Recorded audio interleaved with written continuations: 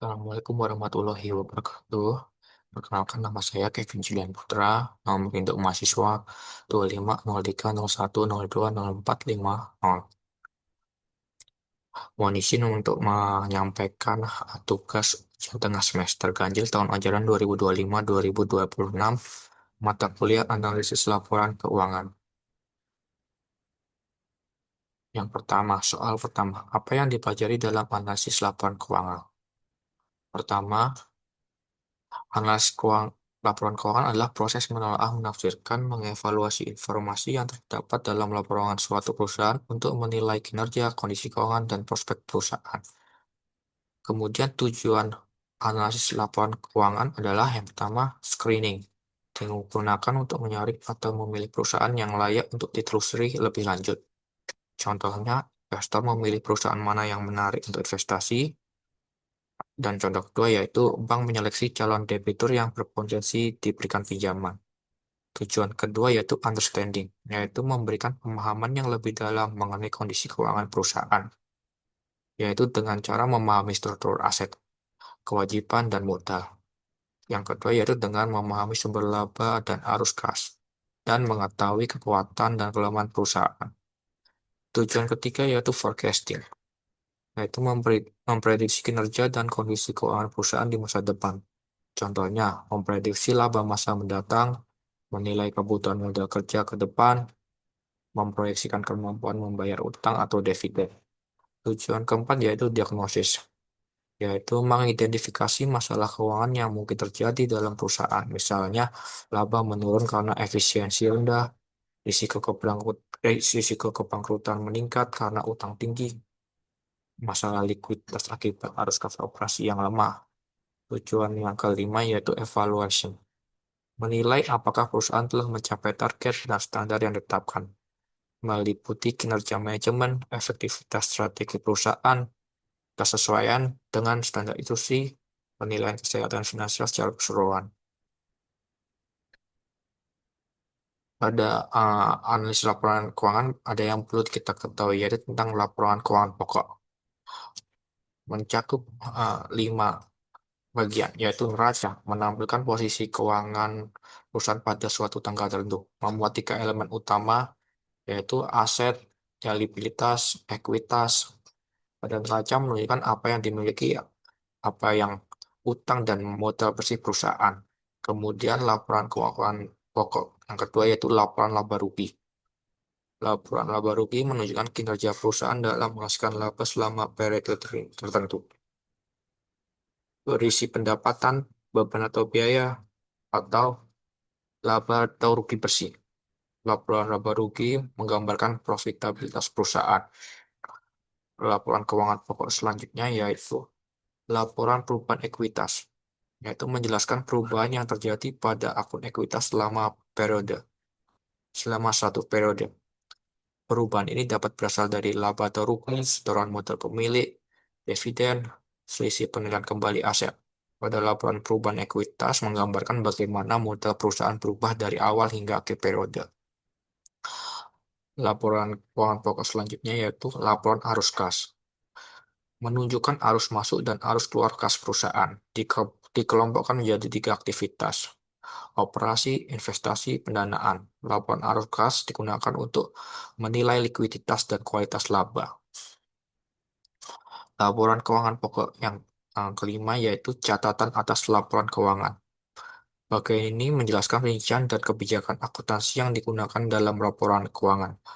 Berisi kebijakan akuntansi, penjelasan rinci tiap pos laporan keuangan, informasi tambahan yang tidak tercantum dalam angka-angka utama. Catatan atas laporan keuangan membantu pengguna memahami laporan keuangan secara lebih lengkap dan akurat.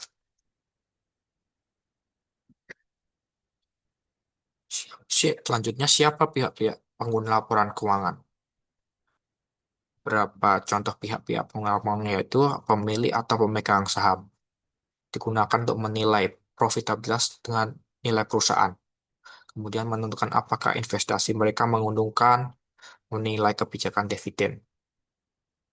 Kemudian pihak yang menentukan selanjutnya manajemen, yaitu digunakan untuk mengambil keputusan operasional, investasi, dan pendanaan. Kemudian mengevaluasi kinerja perusahaan dan efisiensi penggunaan aset. Manajemen juga merencanakan strategi bisnis. Selanjutnya, pengguna laporan keuangan yaitu kreditor. Dapat berupa bank, lembaga keuangan, atau pemberi utang. Kreditor menggunakan laporan keuangan untuk menilai kemampuan perusahaan untuk membayar utang, menentukan kelayakan pemberian kredit. Pengguna laporan keuangan selanjutnya yaitu pemerintah, digunakan untuk keperluan perpajakan, untuk pengawasan dan regulasi. Selanjutnya pengguna laporan keuangan yaitu analisis keuangan atau konsultan atau lembaga penilai, digunakan untuk penelitian, analisis pasar, dan rekomendasi investasi. Pihak pengguna laporan selanjutnya contohnya adalah investor potensial. Investor potensial menggunakan laporan keuangan untuk menilai prospek perusahaan sebelum melakukan investasi, menentukan risiko dan potensi imbal hasil. Pengguna laporan keuangan selanjutnya yaitu karyawan dan serikat pekerja. Laporan keuangan digunakan untuk menilai keamanan pekerja jangka panjang, menilai kemampuan perusahaan, memberikan kenaikan gaji atau bonus. Pengguna laporan keuangan selanjutnya, pemasok supplier, yaitu digunakan untuk menilai kemampuan perusahaan membayar barang atau jasa yang telah diberikan, kemudian menentukan kebijakan kredit dagang. Pengguna laporan selanjutnya yaitu pelanggan, yaitu menilai kelangsungan perusahaan, terutama jika perusahaan adalah pemasok utama. Selanjutnya untuk soal nomor 2, bagaimana menganalisis sebuah laporan keuangan. Terdapat beberapa langkah untuk menganalisis sebuah laporan keuangan. Yang pertama, mengumpulkan laporan keuangan. Mengumpulkan laporan keuangan yang akan dinilai seperti neraca, laporan laba rugi, arus kas, laporan perubahan ekuitas, dan catatan atas laporan keuangan. Lebih baik menggunakan data beberapa periode agar analisis tren dapat dilakukan. Yang kedua yaitu memahami isi dan kebijakan akuntansi dengan membaca catatan atas laporan untuk memahami metode akuntansi yang digunakan, seperti metode depresiasi, penilaian persediaan, dan pengakuan pendapatan. Yang ketiga, melakukan standarisasi data, yaitu menyesuaikan data jika ada perubahan kebijakan akuntansi atau klarifikasi. Jika perlu, susun laporan dalam bentuk common sense agar mudah dibandingkan. Langkah yang keempat, melakukan analisis horizontal dengan cara membandingkan laporan keuangan dari periode saat ini dengan periode sebelumnya untuk melihat tren peningkatan atau penurunan setiap pos. Langkah kelima yaitu melakukan analisis vertikal, yaitu mengubah setiap pos dalam laporan menjadi persentase dari total aset atau penjualan untuk membandingkan struktur keuangan antar periode atau antar perusahaan. Langkah keenam yaitu menghitung rasio keuangan. Contohnya yaitu menghitung rasio likuiditas, rasio solvabilitas, rasio probabilitas, rasio aktivitas, dan rasio pasar untuk menilai kesehatan keuangan perusahaan secara menyeluruh. Langkah ketujuh, membandingkan hasil dengan standar, yaitu membandingkan hasil analisis dengan data historis perusahaan, rata-rata industri, target internal, atau pesaing. Langkah ke-8, menyusun interpretasi, yaitu mengambil kesimpulan dari hasil analisis seperti kondisi keuangan perusahaan, faktor perubahan, kekuatan, kelemahan, serta potensi risiko. Langkah ke-9, memberikan rekomendasi, yaitu menyampaikan saran atau tindakan yang sebaiknya dilakukan, misalnya meningkatkan efisiensi, memperbaiki struktur modal, atau rekomendasi investasi berdasarkan temuan analisis.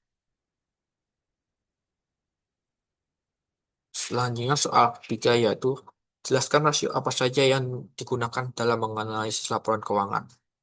Terdapat beberapa rasio, yaitu pertama rasio likuiditas. Rasio ini digunakan untuk menilai kemampuan perusahaan memenuhi kewajiban jangka pendek. Contohnya, current ratio, quick ratio, cash ratio, working capital to total asset.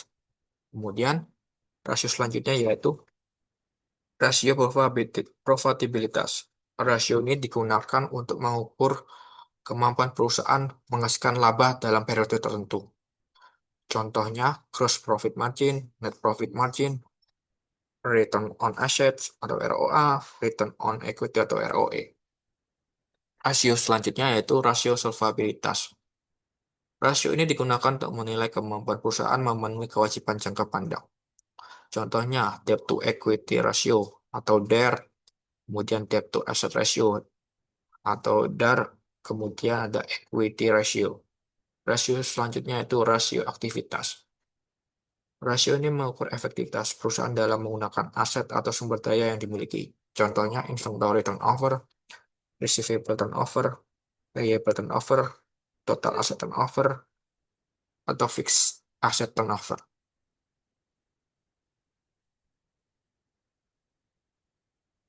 Demikian pemaparan materi analisis laporan keuangan terkait ujian tengah semester. Saya ucapkan terima kasih. Mohon maaf apabila ada kesalahan. Wassalamualaikum warahmatullahi wabarakatuh.